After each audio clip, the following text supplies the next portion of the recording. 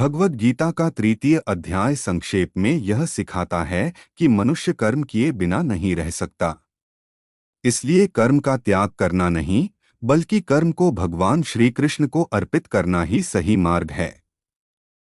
यही विचार चतुर्थ अध्याय को समझने की भूमिका बनता है। भगवद गीता का चतुर्थ अध्याय दिव्य ज्ञान और आध्यात्मिक रहस्यों से भरा हुआ है। इस अध्याय में श्री कृष्ण पहली बार स्पष्ट रूप से बताते हैं कि यह गीता का ज्ञान कोई साधारण मानवीय विचार नहीं है, बल्कि सनातन और दिव्य है। यह ज्ञान सृष्टि के प्रारंभ से चला आ रहा है। श्री कृष्ण बताते हैं कि उन्होंने यह ज्ञान सूर्यदेव को दिया था, सूर्यदेव से यह मनु को मिला और मनु से राजाओं की परंपरा में आगे बढ़ा। इस प्रकार यह ज्ञान गुरु शिष्य परंपरा से सुरक्षित रहा। समय के साथ जब यह परंपरा कमजोर पड़ जाती है और लोग धर्म के वास्तविक उद्देश्य को भूलने लगते हैं, तब भगवान स्वयं इस संसार में अवतार लेते हैं। श्री कृष्ण बताते हैं कि वे अधर्म के नाश और धर्म की स्थापना के लिए आते हैं, लेकिन साथ ही भक्तों की रक्षा और आत्माओं के उद्धार के लिए भी प्रकट होते हैं। यह अवतार किसी कर्मबंधन के कारण नहीं होता, बल्कि भगवान की स्वतंत्र इच्छा से होता है। श्री कृष्ण अर्जुन को यह भी समझाते हैं कि उनका जन्म और उनके कर्म साधारण नहीं हैं। वे अजन्मा हैं, फिर भी प्रकट होते हैं। वे अविनाशी हैं, फिर भी मनुष्य की तरह लीला करते हैं। जो व्यक्ति श्री कृष्ण के इस दिव्य जन्म और कर्म के रहस्य को श्रद्धा और ज्ञान के साथ समझ लेता है, वह इस भौतिक संसार के जन्म मरण के चक्र से मुक्त हो जाता है। ऐसा व्यक्ति शरीर छोड़ने के बाद पुनः जन्म नहीं लेता, बल्कि भगवान के शाश्वत धाम को प्राप्त करता है। इस अध्याय में कर्म, ज्ञान और भक्ति का गहरा संबंध समझाया गया है। श्री कृष्ण बताते हैं कि केवल कर्म करने से मनुष्य बंधन में फंस सकता है और केवल ज्ञान के अभिमान में भी पतन हो सकता है।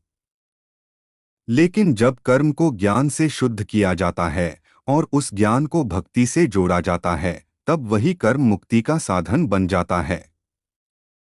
जब मनुष्य यह समझ लेता है कि वह कर्ता नहीं, बल्कि भगवान की इच्छा का साधन मात्र है, तब उसके कर्म उसे बांधते नहीं हैं।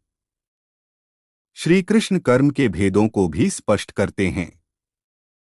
कुछ कर्म ऐसे होते हैं जो इंद्रिय भोग के लिए किए जाते हैं और मनुष्य को और अधिक बंधन में डालते हैं। कुछ कर्म शास्त्रों के अनुसार होते हैं, लेकिन उनमें अहंकार जुड़ा होता है। और कुछ कर्म ऐसे होते हैं जो पूरी तरह भगवान को समर्पित होते हैं।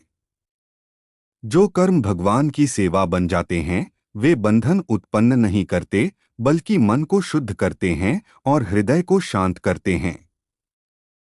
इस अध्याय में यज्ञ का वास्तविक अर्थ भी समझाया गया है। यज्ञ का अर्थ केवल अग्नि में आहुति डालना नहीं है। यज्ञ का वास्तविक उद्देश्य है अपने जीवन के हर कर्म को भगवान के लिए करना। भोजन करना, काम करना, बोलना, सोचना, जब यह सब भगवान की स्मृति में किया जाता है, तब पूरा जीवन ही यज्ञ बन जाता है। विशेष रूप से भगवान के पवित्र नामों का जप और कीर्तन मन को निर्मल करता है और हृदय में ईश्वर के प्रति प्रेम को जागृत करता है।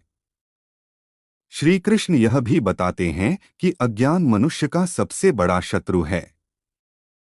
अज्ञान के कारण ही आत्मा स्वयं को शरीर मान लेती है और सुख दुख में फंस जाती है। लेकिन जब दिव्य ज्ञान प्राप्त होता है, तो वही ज्ञान अग्नि की तरह सारे कर्मबंधनों को जला देता है। यह ज्ञान केवल पुस्तकों से नहीं, बल्कि श्रद्धा, विनम्रता और गुरु के माध्यम से प्राप्त होता है। चतुर्थ अध्याय का अंतिम संदेश अत्यंत गहरा है। श्री कृष्ण अर्जुन को पूर्ण शरणागति का उपदेश देते हैं। वे बताते हैं कि जब मनुष्य श्रद्धा के साथ भगवान की शरण लेता है, तब उसके सारे संदेह नष्ट हो जाते हैं।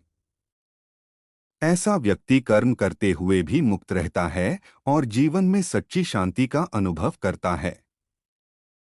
इस प्रकार भगवद गीता का चतुर्थ अध्याय यह सिखाता है कि कर्म को त्यागना नहीं, बल्कि कर्म को भगवान से जोड़ना ही जीवन की पूर्णता है। दिव्य ज्ञान का उद्देश्य तर्क नहीं, बल्कि भक्ति के माध्यम से भगवान को जानना है।